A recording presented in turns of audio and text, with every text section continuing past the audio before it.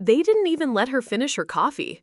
Jenna had barely taken her seat when the company-wide meeting alert popped up. Urgent. All hands. Confirm room B. Now. No context, no subject line, just pressure. 15 minutes later, she was standing under the flickering LEDs of conference room B, the hum of the HVAC masking the tension in the air. Her name was already on the screen, big, bold, and underlined next to a scanned invoice. Miles Hanley, the CTO, stood there like a prosecutor who'd waited weeks for this moment. With his signature smirk, he held up a printout and said, "Seems someone's been running a little side business on company time." Gasps, shifting chairs. Someone stifled a cough. Jenna blinked. She recognized the document, a shipment test run from a supplier she'd spoken with off the clock, off the record, and entirely legally. But none of that mattered now. "Moonlighting while on my payroll," Miles continued, his voice coated in mock disappointment. "That's not loyalty. That's theft." Nobody defended her. No one even looked at her. She opened her mouth, but the words lodged somewhere behind shame and disbelief. 4 years of carrying broken code, salvaging dead projects, picking up after half the dev team, all reduced to this? A folder, a smirk, and silence. Before I walk you through how she lost everything in under 10 minutes. Tell me, where are you listening from right now? And more importantly, have you ever been blindsided at work by someone who should have had your back? Drop a comment if this stirred something in you. Someone out there might need to hear they're not alone. Jenna Whitmore was the kind of engineer you didn't notice until the system stopped working. She wasn't loud, she didn't take up space in meetings. Her code reviews came in quietly at midnight. Her bug fixes often committed hours before anyone else even spotted the problem. The junior developers called it magic. The senior ones knew better. It was Jenna. She had become the invisible pillar of Hawthorne Dynamics, not by choice, but by survival. Over time, she'd learned that recognition came with a price: scrutiny, politics, resentment. So she worked in the shadows. Not because she lacked pride in her craft, but because she knew the cost of stepping into the spotlight. Most nights, while others were home rewatching sitcoms or complaining about Jira tickets on Slack, Jenna was bent over a soldering mat in her garage. Not for the company, for herself. The prototype started as a coping mechanism, a compact automation sensor built with salvaged parts, spare change, and stubborn resolve. She didn't tell anyone about it. Not even the few colleagues she halfway trusted. Not because she was paranoid, but because she didn't want it contaminated by office cynicism. She needed one thing that was hers. By month 4, it was more than a hobby. She had spreadsheets, voltage logs, draft contracts, and a burner email inbox just for supplier communication. It was a quiet rebellion, not against Hawthorne itself, but against the version of herself that had stayed small for too long. And still, every morning she showed up to the office like nothing had changed. She helped interns troubleshoot their Docker containers. She smiled when Miles took credit for her design fix. She even volunteered for late QA cycles because someone had to. But the more her side project took shape, the harder it became to stay invisible. And one Thursday evening, around 11:40 p.m., her phone buzzed with a message from a distributor she'd nearly given up on. It read simply, "We like it. Let's talk." She stared at the screen in the glow of her desk lamp, heart racing, hands still covered in solder dust. She didn't know it yet, but that message was about to set everything in motion. Jenna read the email 3 times before she believed it was real. Subject: Kepler review. Initial approval message. Message body: "We're impressed by the efficiency metrics. Would love to set up a call next week. Let's discuss a pilot." She didn't react right away. Her eyes stayed fixed on the glowing screen, unblinking. For a moment, the noise of the office, the tapping keyboards, the faint whir of a coffee machine faded into the background. It was just her and the possibility that maybe, just maybe, the thing she'd built in her garage at 2 a.m. actually meant something. Her lips parted in a half smile. Not joy exactly, more like quiet disbelief, a tiny light flickering after weeks of darkness. She glanced around the room. No one noticed anything different. Miles was lecturing someone across the hall. The QA team was arguing over test coverage. The world kept moving as if it hadn't just shifted under her feet. And so she did what Jenna always did. She closed the email, minimized the tab, and kept working. But something inside her had changed. That afternoon, while reviewing regression logs, she hummed. Just a little. A melody from a song she couldn't name. One of the interns noticed and asked, "Good day." She just shrugged. Later in the elevator, she caught her reflection in the stainless steel wall. Her eyes looked a little less tired, her posture a little less guarded. It wasn't a win, not yet, but it was a beginning. The first time in years someone outside Hawthorne saw value in what she made. And that night, back in her apartment, she sat at the kitchen table under a flickering ceiling light, scrolling through old notes, circuit designs, bombs, supplier emails.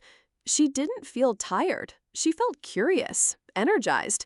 What would happen if she actually followed through? Her phone buzzed again. New message from Kepler. Also, we'll need a formal spec sheet by Monday. No rush, but we're excited. No rush? She almost laughed. She closed her laptop slowly, fingers lingering on the lid. This time, she wasn't going to let it slip away. It started with a folder. Friday morning. Jenna was halfway through debugging a firmware loop when footsteps approached, sharp, intentional. It was Tanya from procurement. Clipboard queen. Always walked like she was delivering subpoenas. She didn't say hello, just dropped a manila folder on Jenna's desk like it was a verdict. CTO wants to see you. Now. Jenna frowned. Tanya had already turned and walked off. Inside the folder was a single invoice. Not unusual until she saw her name listed as the contact. The vendor was one of the suppliers she'd been working with, but this wasn't supposed to hit Hawthorne's system at all.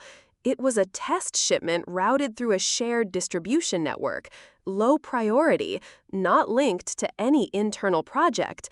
And yet, somehow it had landed here. A cold, uneasy pressure crept through her chest. When she stepped into Miles's office, the air was already thick. He was sitting behind his desk, chewing on the arm of his glasses, a habit he thought made him look thoughtful. It didn't. He tossed the invoice across the desk. Care to explain this? Jenna picked it up slowly. It's a pilot shipment, external. I cleared it with legal last year. My contract allows outside work, as long as it's not in conflict. He leaned back, smirked. A side hustle, huh? While on my payroll. It's not a hustle, she said, voice steady. It's a clean integration. No Hawthorne assets, no overlap. Not even the same product line. He stood slowly, like a theater villain preparing for a monologue. You really thought you could build your own little startup on the side while cashing our checks? Her heart pounded, but her face didn't flinch. I followed protocol. But Miles wasn't listening. He never really had. An hour later, Jenna sat alone in the conference room, waiting. She had no idea what was coming next, only that it wouldn't be fair. Outside the glass walls, she could see the dev team gathering. A surprise all-hands meeting was being scheduled. Her name was already on the agenda. Jenna stood in front of the whole engineering floor, but it felt like standing in front of a firing squad. Miles didn't waste time.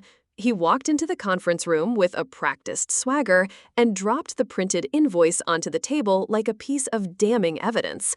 She's been double-dipping, he announced loud and clear. Building her own business on company time using vendor connections she got through us. The room fell painfully silent. A few people shifted in their seats. One guy coughed. No one looked at her. Jenna opened her mouth, but the words got caught behind something heavier than fear.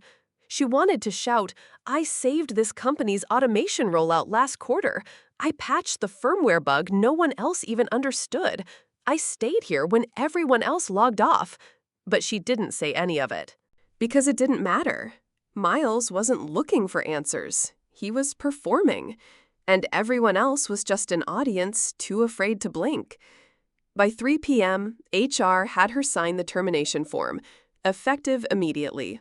No exit interview, no explanation, just a pre-packed cardboard box and a forced good luck from someone in IT who couldn't meet her eyes. She didn't cry. Not in the elevator, not in the lobby, not even in her car, where she sat for 20 solid minutes staring blankly at the steering wheel like it might offer her an escape route. The sting wasn't in the firing, it was in the erasure. 4 years of work, of late nights and emergency bug fixes, of holding failing projects together with nothing but grit and coffee, erased by one man's ego and a misrouted invoice. She finally started the engine, pulled out of the parking lot, and didn't look back. But as she sat at a red light, phone face down in the console, it buzzed once. She flipped it over. New message. From Kepler Systems. Looking forward to connecting next week. Congrats again. This is going to be big. Her fingers tightened on the steering wheel. Her breath caught. The grief hadn't even settled, and already something else was rising underneath it. Something sharper. Something alive. The first 2 days felt like drowning in warm cement. Jenna didn't move much. She lived in the same oversized hoodie, sat curled on the same worn-out couch, surrounded by a graveyard of coffee cups and unopened mail. The sunlight that crept through her blinds didn't feel warm. It just made the silence louder. She tried applying for jobs, half-heartedly. Corporate listings, remote contracts, even a freelance gig assembling drones for a tech YouTuber who kept saying grind set like it was a religion. But every resume she sent out felt like betrayal, like she was covering up who she really was just to survive.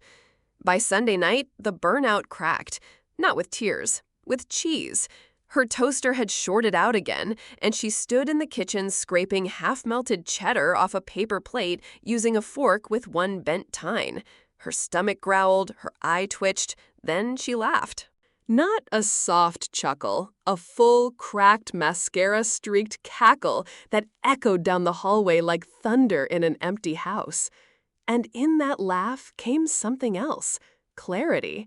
She didn't want another job. She wanted control.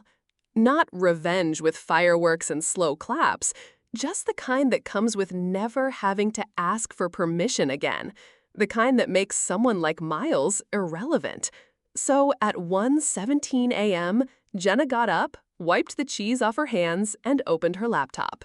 She found the file she'd buried in a forgotten folder, Kepler_pilot, infra_v3.xlxx, the blueprint, schematic layouts, supplier routes, distribution flow, everything she'd mapped out, half as a dream, half as therapy. She plugged in her headphones, opened 3 tabs, filed the LLC. By sunrise, she had a new email domain, a skeleton website, and an official name, Kepler Integrated Systems. It sounded bigger than it was, but for the first time, she didn't feel small.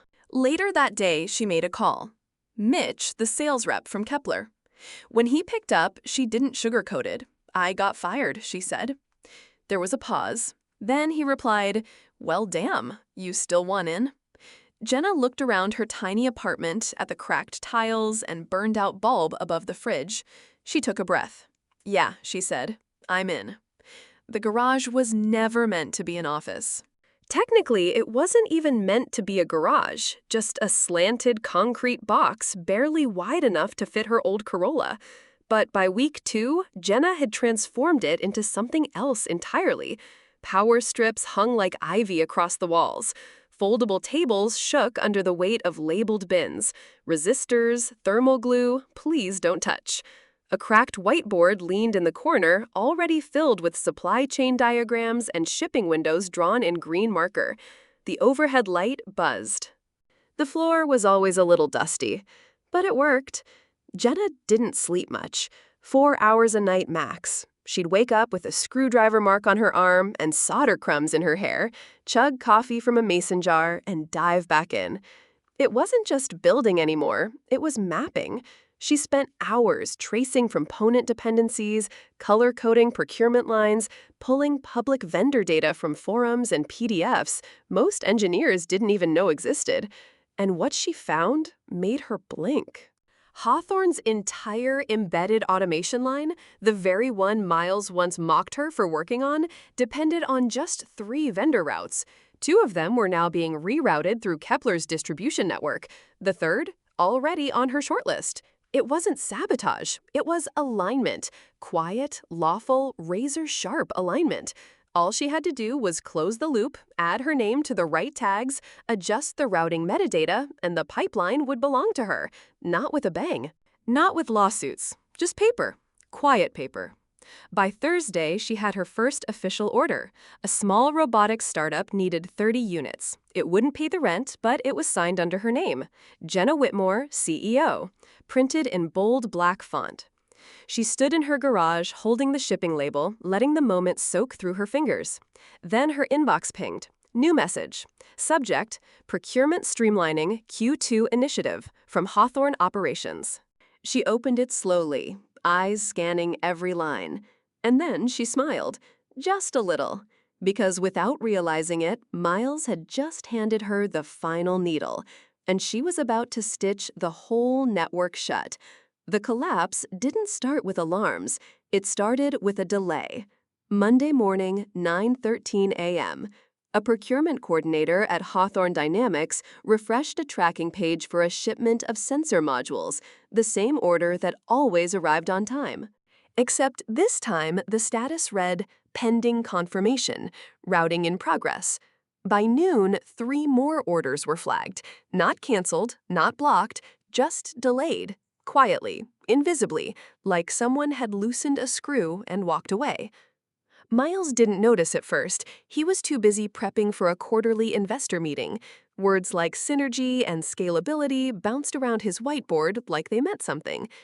Meanwhile, Jenna watched from her garage, if you could still call it that. The space now buzzed with soft hums of label printers, spreadsheet alerts, and Slack pings from vendors who had finally started using her name like it meant business. Every morning she checked the metrics. Which lines had rerouted? Which vendors now flowed through Kepler? Which clients Miles would lose if his shipments kept drifting?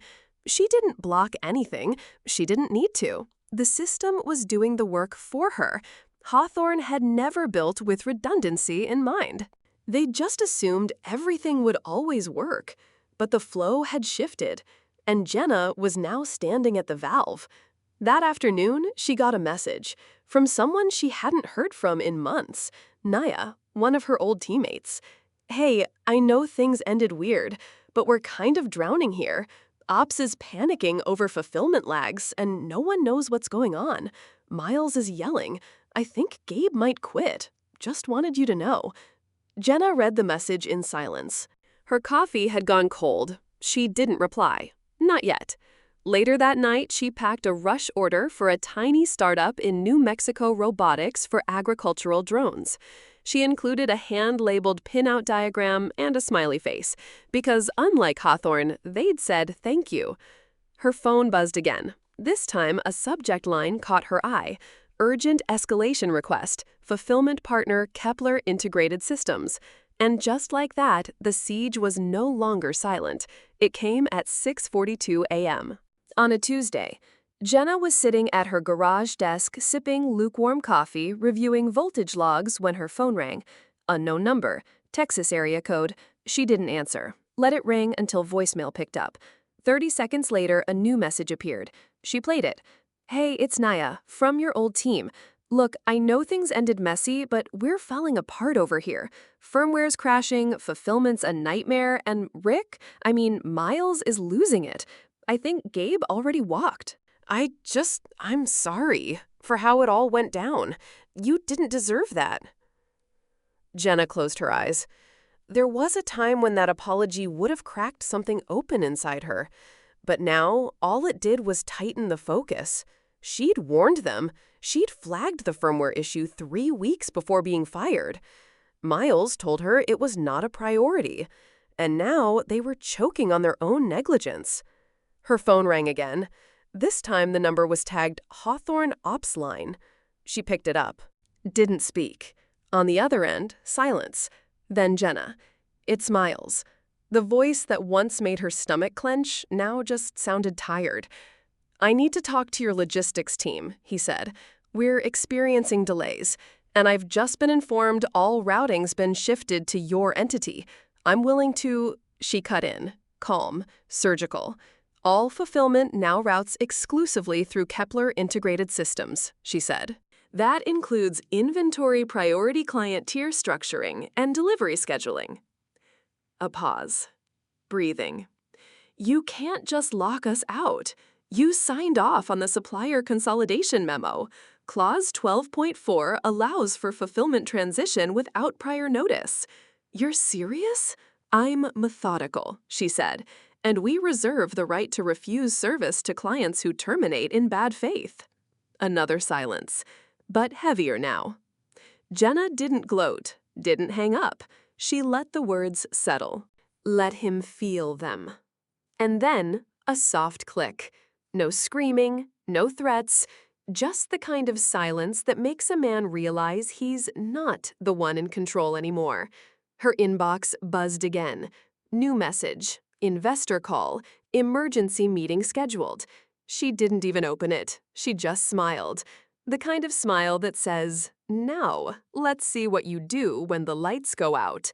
It started with a calendar update. Board session, emergency review, 9 a.m. No details, no attachments, just dread. Miles showed up wearing the same wrinkled button-down he'd worn 2 days earlier. His tie was crooked. His hands trembled as he adjusted the collar in the mirrored glass wall of the elevator.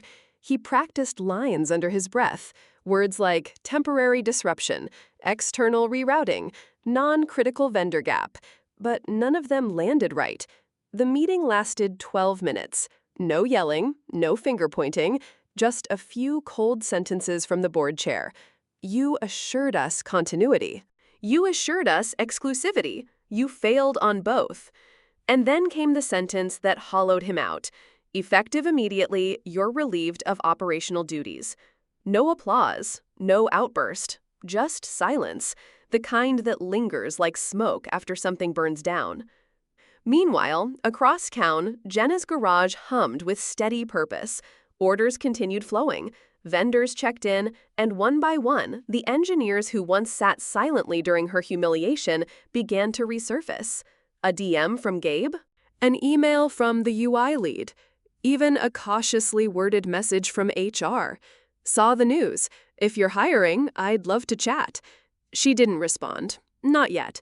Instead, she printed a new vendor agreement, signed it with her own name at the bottom, full signature, no initials. Then she taped something to the wall above her solder station, a screenshot of the old internal memo Miles had once written dismissing her proposal as non-scalable hubby work.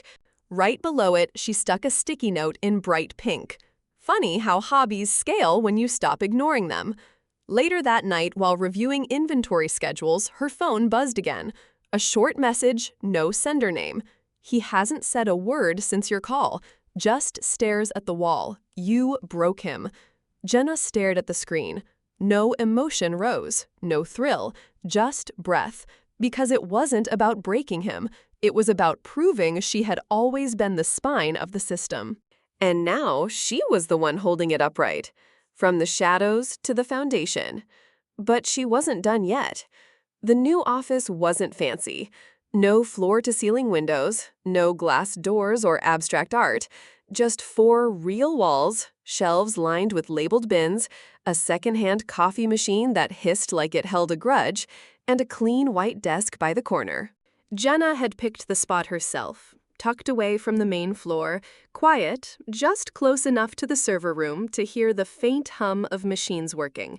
She didn't decorate much. No motivational posters, no fake plants, just tools, clean surfaces, and efficiency. But there was one thing she placed deliberately, centered at the edge of her desk, a brushed metal nameplate. Jenna Whitmore, founder, Kepler Integrated Systems. Below it, in smaller engraved letters, born from redundancy. It wasn't meant to be funny. It was just true.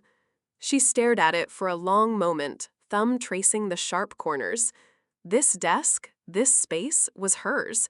No one could walk in and take it from her with a smirk and a folder. No one could silence her in meetings she built from the ground up. There was no ceiling above her anymore, only deadlines and freedom. Outside the office, the team buzzed. Gabe was onboarding 2 new contract engineers. A whiteboard in the hallway listed 5 pending orders, all marked urgent. Someone laughed near the break table. Real laughter, not the tight, performative kind Jenna remembered from Hawthorne. She opened her inbox. More vendor requests. A speaking invitation for a Women in Automation panel. A private message from an editor at an industry blog asking if she'd like to tell her story. She didn't answer yet. Instead, she walked over to the shipping station, grabbed a small box, headed to a startup in North Carolina, and added a note, "Thanks for building something that matters," from one builder to another. Before sealing the package, she paused, thought for a second, then added something else to the box, a photo, a faded printout of her old soldering table, still stained with flux and coffee rings. No caption, because sometimes the past speaks for itself. And tomorrow, well, that would come soon enough. A few months later, Jenna stood at the edge of her new warehouse. It wasn't huge, not yet, but the shelves were filling, the orders were steady, and her team had grown to 8 people, each of them hand-picked, each of them respected. Gabe had fully transitioned over, now running ops like he'd been born for it. Naya had sent another message, this time not asking for help, just saying, "You were right. I wish I'd said something when it mattered." Jenna didn't reply. She didn't need to, because the silence no longer felt like a void. It felt like peace.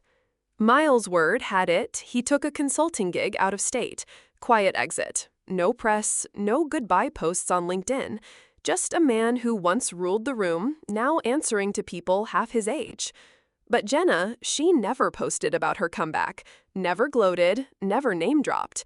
Her victory wasn't loud. It was measured in autonomy. In waking up every morning knowing her name was on the building, that no one could erase her with a memo or a meeting. And maybe that's the real lesson. Power isn't about who talks the loudest in the boardroom. It's about who builds when no one's watching and keeps building even after they've been torn down. Sometimes the best revenge isn't public. It's private clarity. It's choosing who you let in and who you let go. Jenna never planned to become the backbone of a growing logistics startup. She just wanted to survive. But somewhere along the way, survival became strategy, and strategy became freedom. So if you've ever been overlooked, replaced, made to feel like a spare part in someone else's machine, just know that doesn't have to be the end. Sometimes it's the blueprint. Let me ask you this. If you were in her shoes, what would you have done differently?